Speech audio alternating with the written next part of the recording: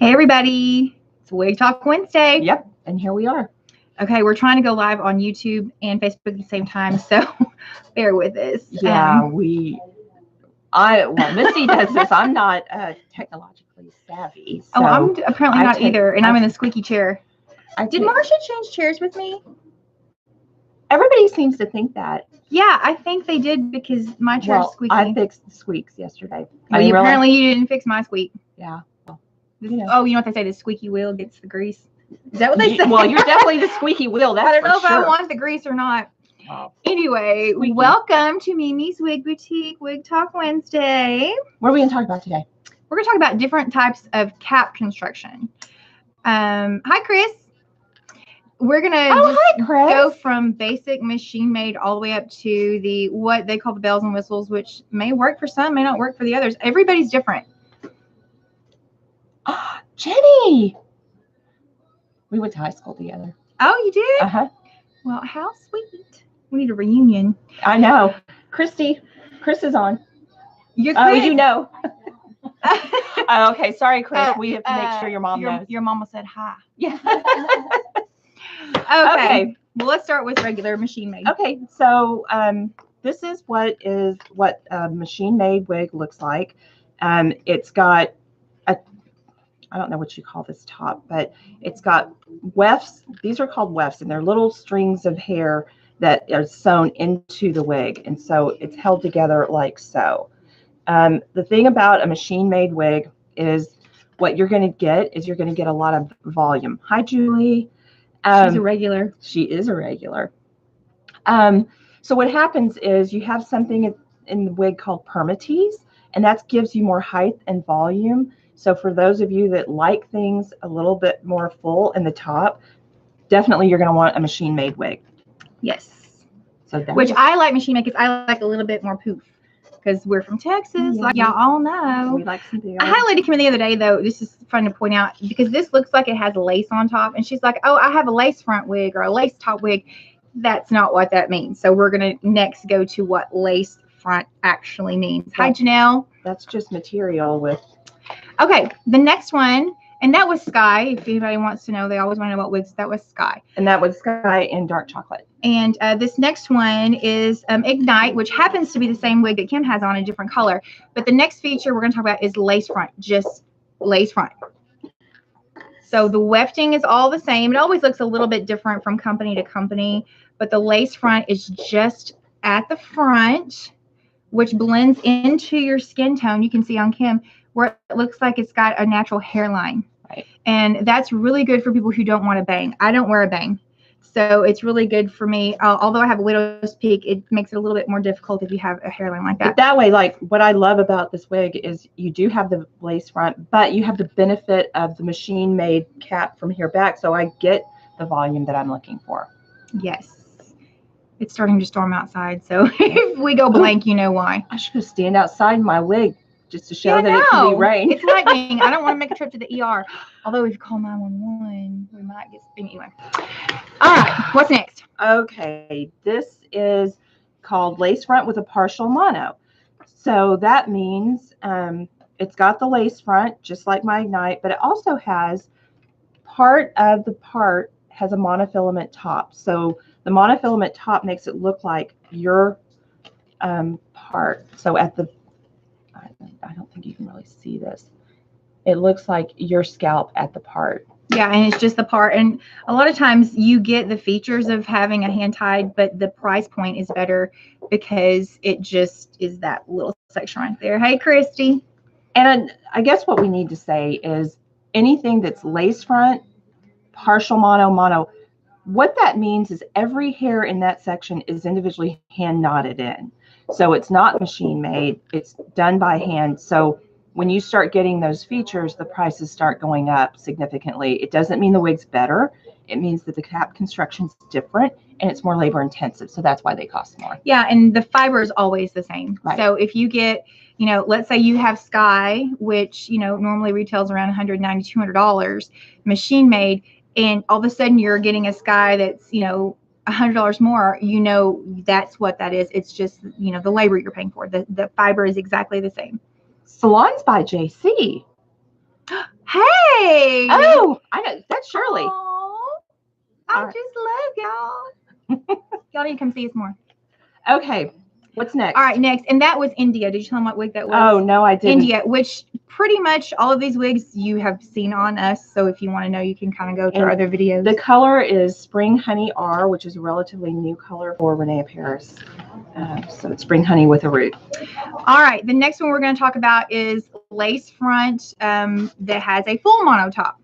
So again, the top, the lace front, the top monofilament. The last one you saw was just the part, but this is the whole top crown. So you can actually kind of maneuver the part a little bit left, right. You're not stuck with that one set part that's made into the wig. And this is sparkle. They always put those light highlight right there at the front, so it really blends into your skin tone good. So again, got the wefting back here, so it's going to save you a little bit of money by having 2/3 of the wig, you know, just sewn in with the machine, and then the top part of the wig, lace and monofilament top. And that color is cappuccino. Yes, SS1222, which is a great color. I love it. It's almost like my hair. It is. Okay. Okay. So next is 100% hand-tied wig with a lace front. So this, the way this looks, you don't have the wefts. You have this mesh. It's very soft. What I like about my hand-tied wigs is it just feels like it kind of hugs your head, and it's super, super soft. For a lot of people that don't have any hair, they choose these cap constructions because they're a little bit more comfortable. The downside of that soft material is it's not quite as cool. So it doesn't breathe as well as the ones that have the wefts. So this has the lace front at the top. It has the monofilament top. Which is a single. We're going to get into that in just a minute. A single monofilament. Yeah, this is a single monofilament. And then the cap looks like that. So then you have a fully hand-tied wig. And that's Celebrity. Celebrity in Glazed Cinnamon, which is R3025S. Okay, now that was 100% hand-tied lace front. This is 100% hand-tied without a lace front.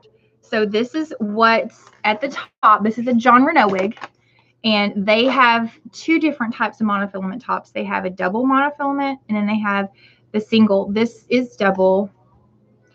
What does that mean, single or double? Well, the single is really thin. I mean, it picks up, if you can see under here, this is double, and you can see how my fingernail color as I'm running across it. So that is wonderful. If you don't have any hair, it'll take on your scalp color and look really, really close to your hair. The double monofilament just adds that little bit of flesh toned thinness, just in case you have dark hair under there. It kind of makes the part look a little bit more natural. But again, so 100% hand tied. This is John Renault's version of their inside cap. See how thin that is? Rick. Hey, good to see you. That's Come see us. That's our favorite postman. It'll never be the same. Yeah, we just need to also add that he's watching with his wife. Yes. So he's not, yeah, it's not just some random postman watching us. He's not stalking. So he's just a very sweet. Anyway, you can see how thin this is. And this, like Kim was saying, feels like when you rub your hand across it, it feels like your own head. I mean, and it's great if you don't have any hair. So a lot of people think this is more comfortable. I think they run a little bit smaller. I agree. They definitely run smaller. And I think part of it is because they're designed for people that really don't have hair. Right. And this is Alexis from John Renault. It's so pretty. And it's the 12 FS8, which is their signature rooted blonde. So that was that one. Okay. So now we're going to do single mono. Right. Okay. So this is a single monofilament. So you can tell it doesn't have as prominent of a flesh tone. Let's compare those two next. Let's compare these two. Oh, okay. We'll do both these at the same time. So the one in my right hand is double mono. You can tell it's got more flesh tone to it. Okay, actually the one Misty's holding that way. Make it easier. So you see that thicker piece of flesh. These are both from Renee Paris or Adirond's Noriko, whichever. And then this one is the single, and so you can tell it doesn't have that double layer. So it's going to take on more of the underneath, whatever color is underneath the wig. They're a little bit rougher. Mm-hmm. I think the double also kind of gets a little bit more. I think a lot of times they use a silkier fabric for that. Yeah. So again, no lace front. Right. But just the monofilament top, which it really looks like scalp. I mean, people could get right to your scalp and they would not know you had a wig on. That's how good they are. They wouldn't. Whereas you can see on this one, it's taking on the color of my finger. So if I put my finger there, you can see it. And then if I take it away, you can see it. So when I had really dark hair, then it was better for me for a double mono because it made it look like flesh. This is Kenzie in Copper Glaze R by Noriko. And this is Cody in Chestnut, which, you know, chestnut is a color they do across the board, but it looks a little bit more vibrant, I think, in Cody. I think so too. So pretty. The highlight low light is more prominent. So we just kind of want to talk about that. Now, personally, there is no right or wrong. I have wigs from all constructions, and I know Kim does too. I tend to like a little bit more fullness, so a lot of mine are machine made, and I have a small forehead, so sometimes the lace is hard for me when I'm dealing with my widow's peak and my short forehead. That doesn't mean I'm not smart. It just means I got a little forehead. And what I'll do with my lace fronts is I'll usually take pinking shears and zigzag the top here, so it tends to blend a little bit better with your hairline, and you don't get that line. I haven't done it on this one, but most of the time I will do that on my lace front wigs. Somebody just commented, I don't know if it was on our live video or if it was on one of the ones that we post on YouTube, but they wanted to see how we did that because they're seeing other wig places and individuals go in and they're plucking out hairlines and plucking out the wigs. So we'll probably do a segment on that because there are things you can do to make them look a little bit more natural, especially if you have dark hair, because sometimes the dark hair really shows and it kind of looks like hair plugs, honestly, because it's very uniform. So the blondes are always the best for lace front, but we'll have to do a segment on how to make that look more natural. Yeah, and really that lace is pretty delicate, so you really don't want to pluck. There's a tool, and we'll show you what the tool is that you need to be using, because that's going to be a lot more gentle on your your lace. You have to be careful either way, because the lace is so delicate that you don't want to like rip it, right? Because it's not repairable. No, the lace is serged with the monofilament. This little piece here, if that separates, it's not repairable. And if you actually rip the lace, it's not either. People come in all the time and they'll just be unraveling everywhere, because you have to be careful of that. You have to really make sure you're not tugging on that part, trying to adjust this or that you're grabbing it from the temple, the temple tabs right here to kind of adjust it on your face. So that, yeah, I see a lot of plucking. Okay, yeah, Chris, you know what we're talking about. Plucking is okay, but you just have to be careful, because you can rip a hole in that lace. I mean, they're like each little, when they put this mesh together, they like weld, what they call weld each section together to give it some stability. But the truth is, you can't make it that strong without making it that noticeable. So they're doing minimal amounts to get it to blend into your skin. It's like they have like Swiss lace and French lace. We'll do a segment on the different kinds of lace too. But you really want to be careful. That is the most fragile part of the wig. It is. And also, you know, I mentioned pinking shears. Don't go to Joann's or get pinking shears. We have the pinking shears we use are from John Renault.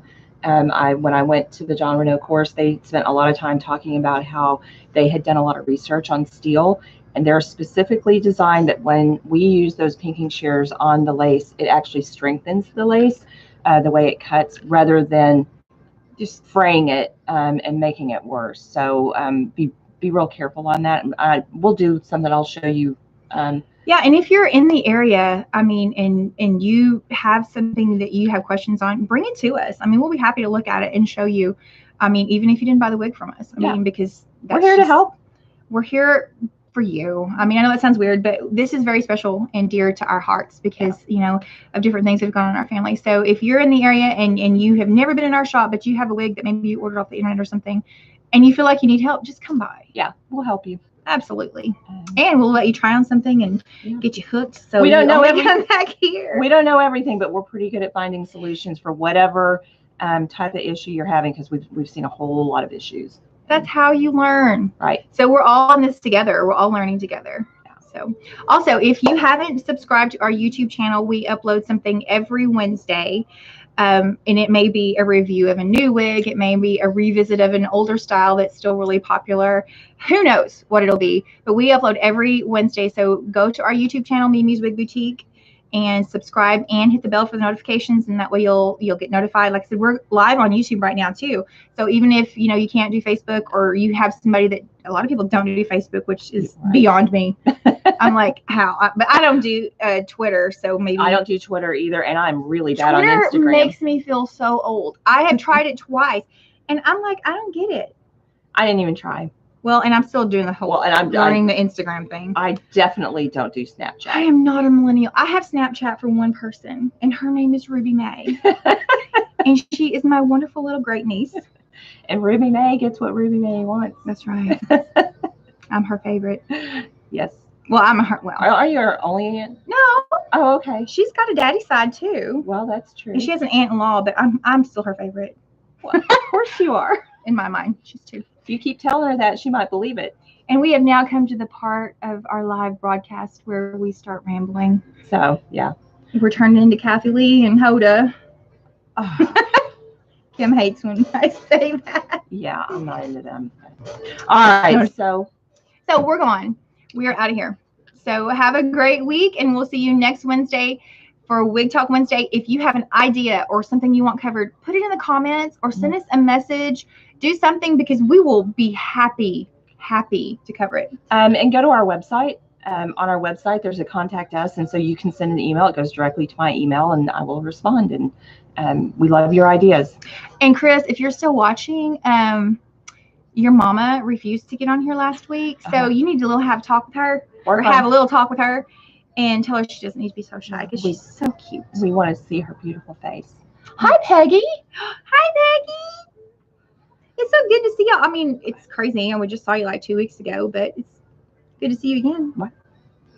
Anyway, we're out of here. Have a great week. If you're in the area, there's storms. It looks like there's storms all over the United States, so be careful. Ooh, Christy. Oh, I done called you out, and your son done said, ooh. We got Chris on it. Mm-hmm. Yeah, thanks, Chris.